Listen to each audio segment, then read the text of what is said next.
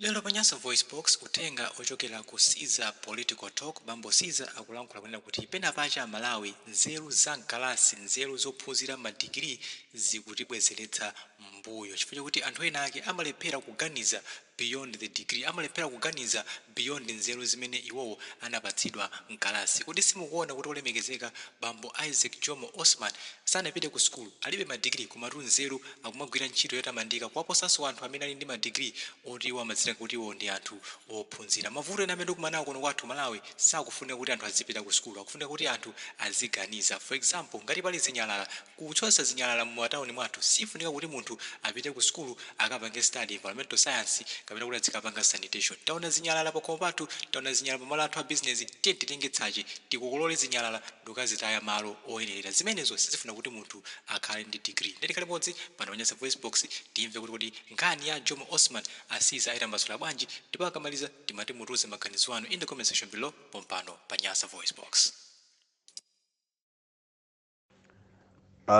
Zimene akupanga Jomo ndi zinthu zimene tiyeneka kumalingalira kwambiri. I personally believe kuti munthu analengedwa capable of sustaining one's life without munthu wina kumuza zochita. The moment you know good and bad, munthu mapanga chisankho choti ndipange izi. Koma the biggest problem penaso tione kuti why are we this way?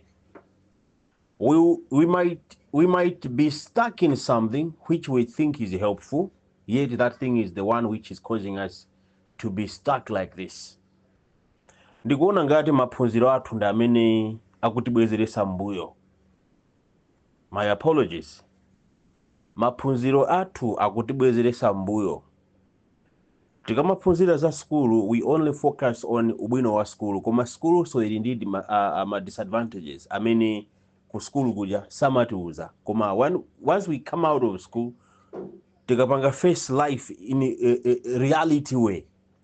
Timaona kuti school apa inandipomboneza, school apa inandichedwesa. These are things we need to confront.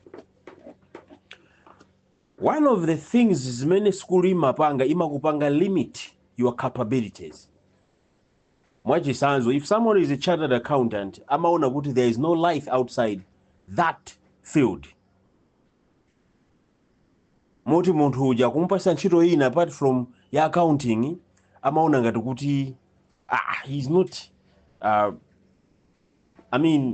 doing something until munthu chatapanga zimene zija. There are other people onena kuti anapanga graduate maybe 7, 10, 15 years ago. They have never worked according to their qualifications. Choyamba timaneka kuti vomereze kuti okay, much as I did physics and whatever, koma background these men did nazo sizikugwirizana. If we are going into something different from our skills, we have to go in there fully equipped to say ndikapanga izizi. Now maphunziro athu in most cases kaya tipita pa Zuni, tipita pa Mubasi, save for College of Medicine and the comes College of Nursing, because these are marketable no matter what, wherever they can go akagwira ntchito. Tikapita ku Mubasi kuja ndi macourses okhawo amene alingati a engineering ndi amene amatha kupita anywhere. Koma no, in most cases pitani ku chanko. So ma programs ambiri amene tili nawo ifeyo pakali pano ma university mwathu ndiye mwajuluka ma university in town. Ali sangopanga business administration, ali every college mene mungapite business administration mukayipeza, accounting mukayipeza kumeneko. The question is this thing marketable or it is easier to acquire? Ndiye mukapita pa ground, munthu wophunzira amapita pa ground ndi mindset yoti ndine munthu wophunzira, I'll be doing what I learned. Koma chimene akupanga Jomo akupanga confront problem. He is more into problem solving. He analyzes the problem and solves the problem regardless of kuti kodi problem hii imafunika ndani. You find kuti ana ambiri akumapita mu college bakapanga HR. The question is, kodi HR ntchito yake ndi chani? You can be an HR without going to school. I believe so. Tikukhala mu nthawi yoti we have a lot of technological advantages whereby you can acquire information. You can have a degree without having a paper these days. It is very much possible. Environmental conservation, this and that. You don't need even to go to school to have that. You know, kuti wasi nyasi zili munsewu. Nyasi zileko zitoke munsewu. We have to dispose nyasi hizi somewhere where it is not hazardous to human life or to animals' lives. So, chimene chikuchitika Malawi pakali panchoti we have absorbed a lot of garbage knowledge in the name of education, and we are trying to live comfortably with that ignorance called education. So na mayor wanzuzu kansala nene choncho chifukwa mukamuza kuti mayor, in most cases they just become proud for no reason. Kansala ntchito yake ndi chani? Adigire Jomo bondi president wa maga abwere kunzuza zapange clean zuzu. Is this how it should be? No, I don't think like that. The education yathu imatipanga limit maganizidwe, imatibweresera mantha kwambiri. Hey, I can't do this. These are the consequences if I do this. Pamene Jomo sapanga nawo zowerenga kwambiri ndi kumakhala ndi mantha ngati munthu ophunzira amene amakhalira. You find akupanga blame iyayi andale ambiri ndi mabulutu this and that. Anthu ophunzira akakhala kuti tikambirane and mabulutu anthu ambiri. What are you doing as an educated person? Are you joining politics or not? You are watching from a distance. You are analyzing every day in the paper. Kumapereka ma comment and the likes. Why can't you join? Ndiye nkhani nena kuti tachuluka maphunziro opanda phindu. Maphunziro amene akubwezeresa anthu mbuyo. Mwaona ali ndi Jomo atavala majekete, masuti, atameta mipala, mitu ngati mazai. Yali gwa mitu ngati mazai. Bakang'antha suti frequently on the phone, like they are calling someone important or they're addressing an issue. It's just boasting, being proud that they are there at the top. We need to overhaul our education system. We are baking garbage. I would prefer kuti dziko la Malawi should work hard on kuphunzitsa ana ntchito zimene nzogwira ndi manja. This is where we need to improve.